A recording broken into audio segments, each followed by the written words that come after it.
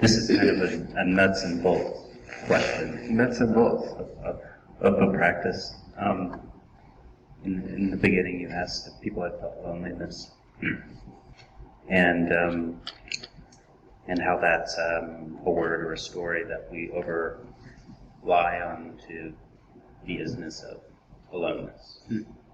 And I've noticed for myself that when I feel very alone, I think I try to maybe do some meditation or focus on that idea and rewrite this alone feeling as, okay, well, let's use this feeling of loneliness as practice to feel the isness of being alone and somehow have that make me feel okay, or make me feel a feeling that I desire, which is love, self-love. However, I haven't found that to work very well so far, and I usually think to myself, well, maybe if I just got somebody in my life or some people in my life so that I didn't feel so acutely lonely, then I'd feel okay enough to start practicing on self-love at that point. So I guess my question is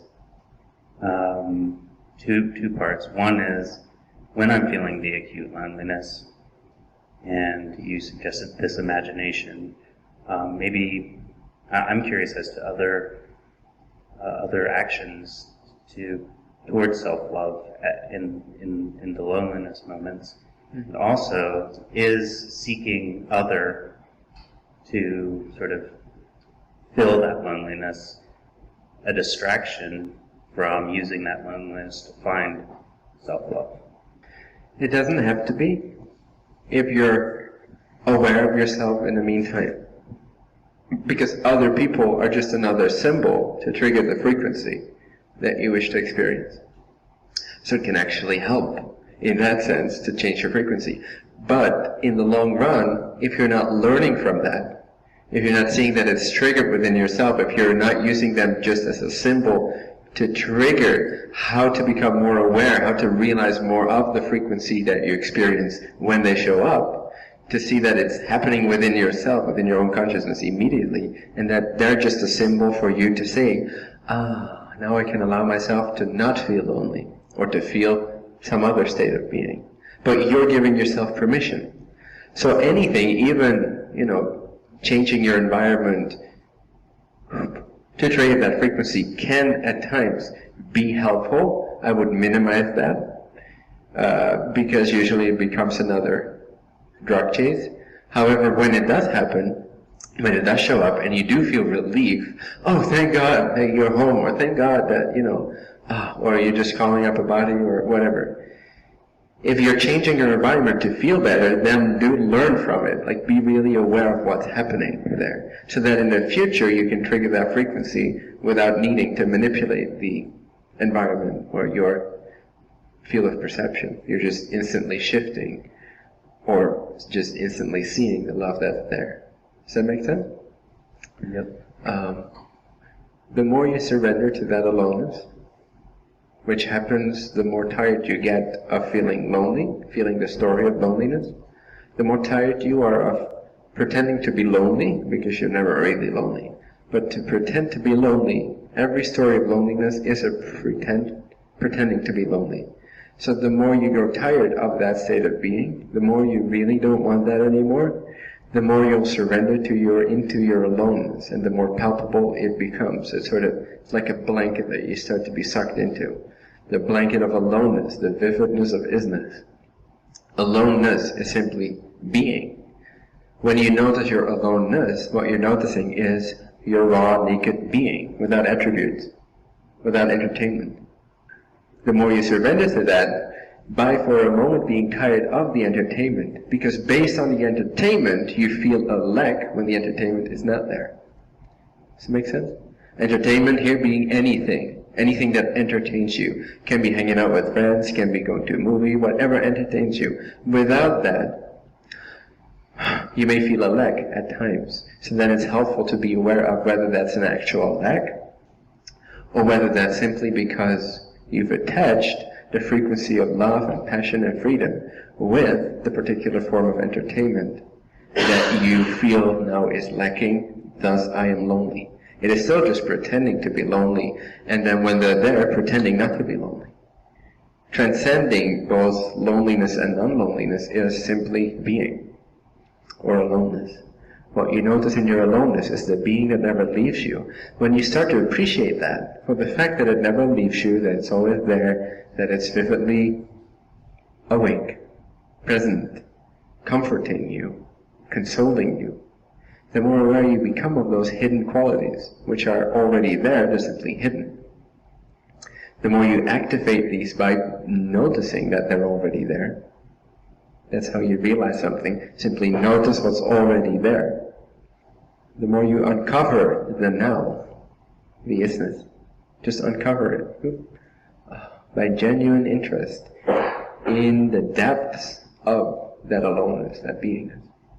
You only have that genuine interest in the depth of it when you're sick and tired of pretending to be dependent upon circumstances or upon the idea of loneliness or non-loneliness.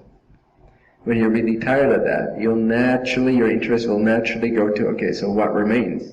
If the entertainment isn't working out for me, whether it's there or it's not there, then what's the next step? How can I entertain myself on a deeper level? And then suddenly you start to become aware, you start to surrender to the aloneness that's simply here.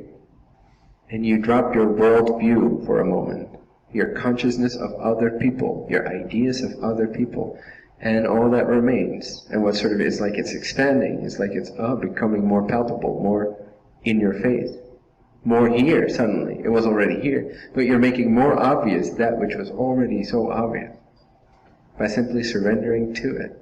And again, like I said in the beginning, it's like marinating a chicken. The more you surrender into it, the more you uncover these hidden qualities of love and never being alone, always being connected, those kind of states that we long for, the ecstasies that we desire.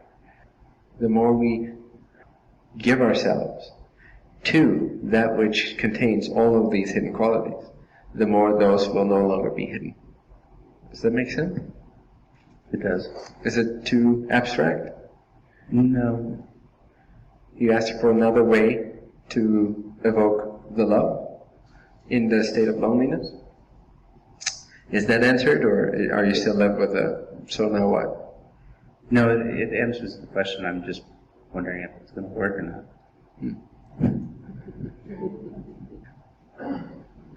Do you want it to work?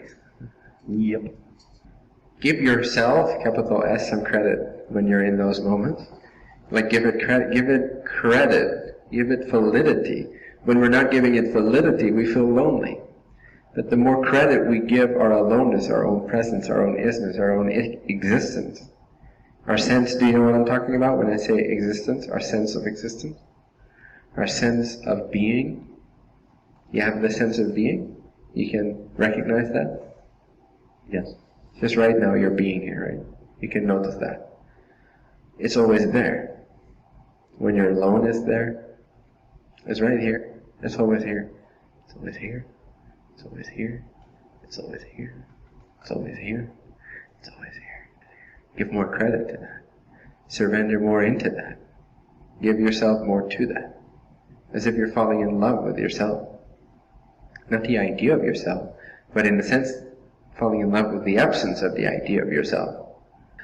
What remains there? The primordial idea of yourself, which is the isness. It's God's idea, or Source's idea of you, is that existence. And it is. And it is. And it is. All things are it, because they are. Therefore, they are being. You are being. All are being. Does that make sense? Can you have a palpable physical sense of it? Even if just subtle, like a subtle sense of, being here, presence, palpability, vividness, here-ness. Is there a sense of that? A recognition of that? Definitely. Right. Fuck other people. Fuck being lonely. Fuck not being lonely. Fuck good company. Forget it. Pretend nobody was ever there to console you in the first place. What would remain if you'd not even have the notion that there's other people to go to console you? What if you'd forever be without other people? What if you'd be on a planet without other people? You'd be the last man alive. Or let's say you'd be the first man alive. So you had no notion of, oh, disasters, everybody died except for me. You're the first man alive. No notion of other beings.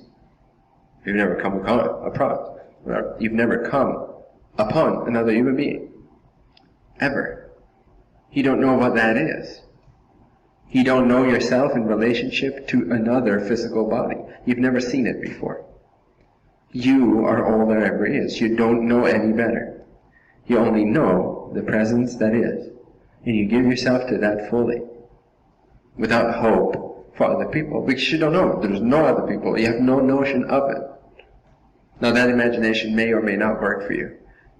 But it's one possibility of many scenarios you can draw for yourself to set the stage for you to let go of the hope of other people consoling you. Which leaves you with the only option left, which is to surrender or to fall in love with yourself. As long as there's hope, there's interest in that hope. As long as there's interest in that hope, you're not going to fully uncover yourself. Because you still associate more happiness with something out there. It's an association problem. It's a problem of misassociating yourself with others. That's what loneliness, the story of loneliness, comes from. From misidentifying yourself with others. Others are not yourself. Yourself is. That's where your joy is, but we've covered that up through our associations. Every association we have to somebody fulfilling us in some way is in a sense covering up the fact that we already have that quality innate within us. They just bring it out in us. That's why we're all here together, so that we can explore different themes and experience all kinds of frequencies and trigger that. And also become aware of how we're covering it up, so that in a more empowered way, we own our own frequencies again, as being an innate part of our own consciousness. An innate ability to experience them of our own consciousness.